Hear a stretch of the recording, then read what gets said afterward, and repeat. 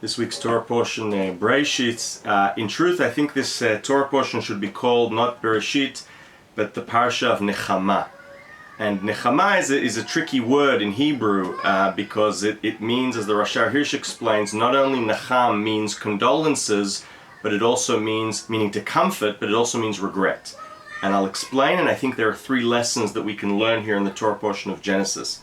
Bereshit or Nechama. I'm going to look at the first paragraph and the last paragraph to make my point. And there's something that I think we can take away from this after this horrific week that we've had. And of course, this week's Torah portion is Leilu Nishmat, all of those that were brutally murdered. And for the health and safety of those that must heal and come back to us.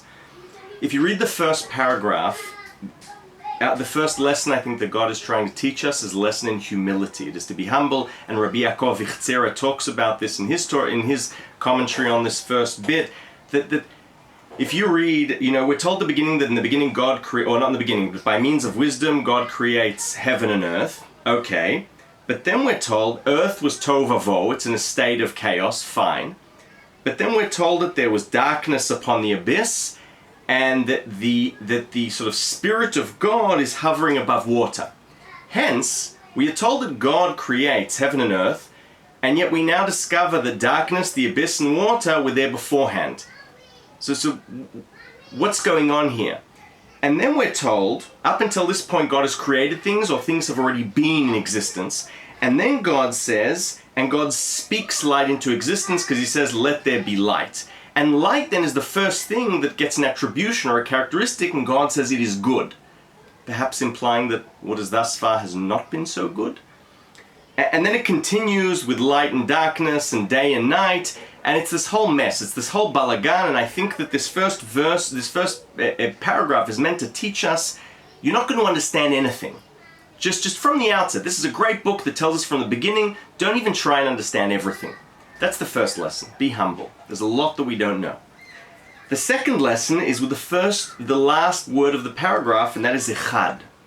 And I think it's fascinating that, right, this idea we say at the end of the prayer of Aleinu hu echad u'shmo echad. I think God wants to teach us here. You don't understand anything, and yet your role in this world is to connect the dots. It's to try and see how comfort and regret come together. It's to see how light and darkness come together. It's to try and see how good and evil, as difficult as that is, echad, to be in a state of being able to unite or unify everything, whatever that means. And now for the final lesson, I want to skip to the last paragraph. By this point, we've had the episode of the Garden of Eden, the greatest misunderstanding in history and the greatest, foiler shtick in history. We've had our first horrific murder. One brother, murders his other brother. And therefore, it is no surprise that at the very end of this Parsha of Nechama, God comes and says, I'm fed up. All man thinks about all day long is evil. God says this. And then he says, Vaynacham, which does not mean that he was comforted, but rather he regretted having created us. He regretted this. Now here's something fascinating.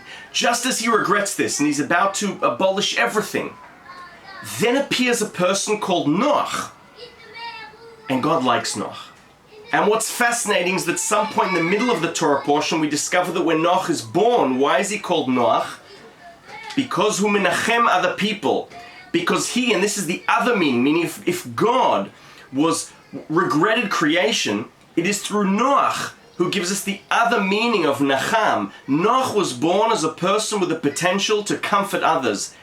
And not only did he comfort others, but he comforted God, and he even made him so comforted that he then regretted his regret and changed his plans. And thus the third lesson here that I learned in this Torah portion of Nechama is to be good. Shabbat Shalom.